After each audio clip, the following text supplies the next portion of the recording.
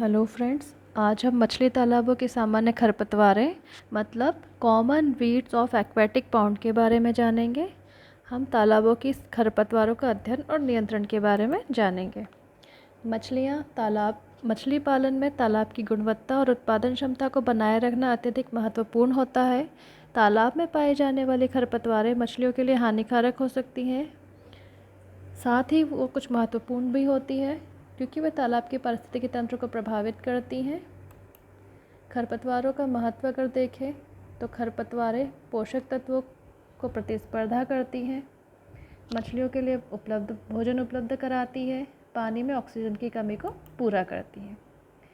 साथ ही ये पोषक तत्वों को अवशोषित करके जल में पोषक तत्वों की कमी करती है और जल प्रवाह को कम करके पानी में ऑक्सीजन की मात्रा को भी कहीं कम करती है। अगर खरपतवारों के प्रकार देखें तो पहला है तैरने वाली खरपतवारें।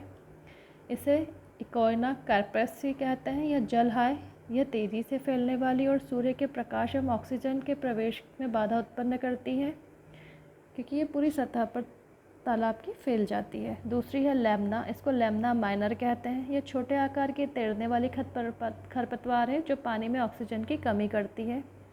मकराना या साल्विया मोलसटा पानी की सतह पर तेज़ी से फैलती है और मछलियों के आवास को नुकसान पहुंचाती है।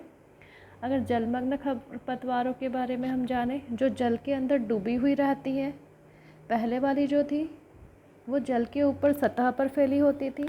दूसरी जो है जलमग्न खरपतवारें, ये जल की सतह से नीचे अंदर होती हैं। जैसे पहली है हाइड्रीला, इसको हाइड्रीलिया वर्टिसिलेटा कहते हैं। यह तेज़ी से बढ़ती है और मछली के आवागमन में बाधा उत्पन्न करती है। नाजास जर्मेनिया, यह तालाब के तल में उगती हैं और मछलियों के लिए आवास में बाधा उत्पन्न करती हैं। कार्बिटा सिरेटोफिलम डरमेसस कहते हैं। यह बिना जड़ वाली और वीड होती हैं, ये खरपतवार होती हैं जो मछलियों के तैरने में बाधा उत्पन्न करती